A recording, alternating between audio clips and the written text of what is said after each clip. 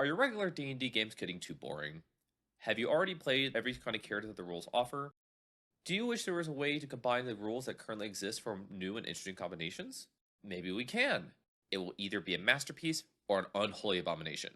Hello, I hope you're doing well. This is going to be a little bit different than my traditional build videos because it's going to be more of an overview of how a homebrew option would work. I just plan on touching a few examples of how this idea would work in play. Today, I want to talk about what happens if you take a subclass from one class and put it on another class it was not designed for. Would it even work? And what are the expanded possibilities for doing this? I know that every subclass is not going to work with every class, and this is going to require some fine tuning, but for the sake of this video, I'm going to approach this with no modifications for the wording except for spellcasting ability. So if one subclass relies on a feature on the original class, the new base class is not going to have access to it.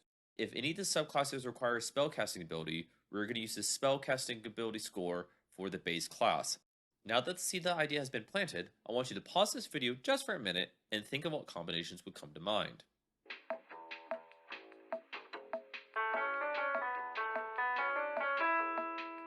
So, what do you think of?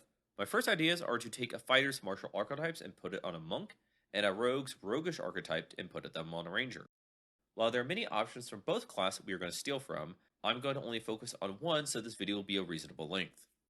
Let's see what happens when a monk wants to imbue their fist with the power of a giant's rune magic. Fighters have the martial archetype called Rune Knight, which gives them abilities based on the power of giants and enhances them in various ways. So what do we get when we first take this subclass at level 3? Well, first thing we get is to learn the giant's language and then how to use smith tools. This is not that exciting, but doesn't hurt. However, the next two features are what's going to make this really fun. Rune Carver has us take 2 runes based off the different kinds of giants and gives us features that are thematically appropriate to them. These runes usually give out modifications to skills, senses, and have a limited usability.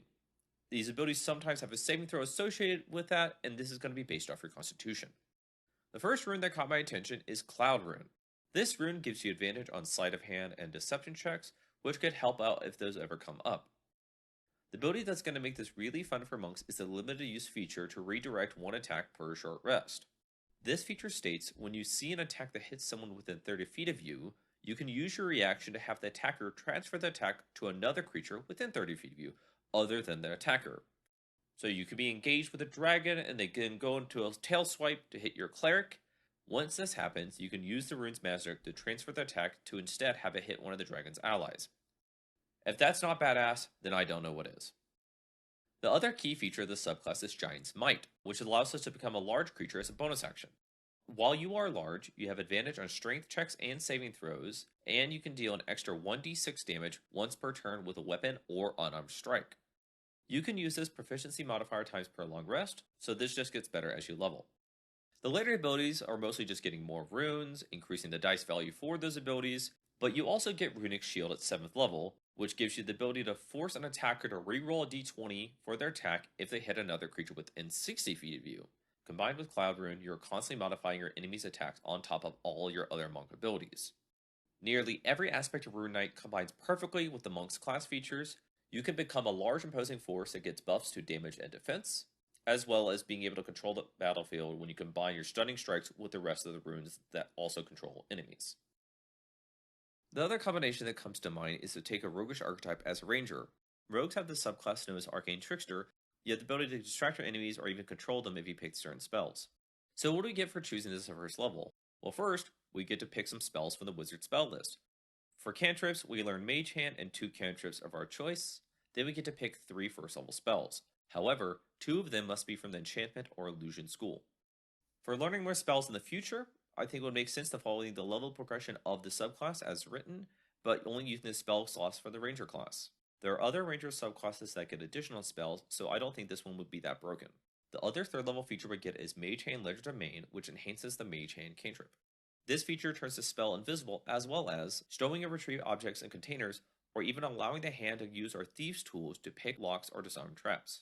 If you're trying to do this stealthily, it does require a sleight of hand check versus a perception check, but that shouldn't be that hard to do. However, the caveat is that normally you can use the Rogue's Cunning Action feature to control the spell as a bonus action, but Rangers do not get this. So you would need to discuss with your DM if you want to get a special bonus action without the other options for Cunning Action, or if you can only use this spell as an action. The later abilities of the subclass also involve things like creatures having disadvantage on your spell saves if you're hidden, using Mage Hand to get advantage on attacks for a turn, or even stealing spells from other magic users. This combination seems like it could be a lot of fun, because you become more of an illusionist or controller instead of your standard nature ranger. You can set up an ambush and hide your party with a spell like Silent Image, or even charm your way past some guards with Charm Person. Unlike the newer ranger archetypes, you get to choose the additional spells you get rather than having a set list. You are mostly limited to non-damaging spells, but being a ranger gives you plenty of combat options.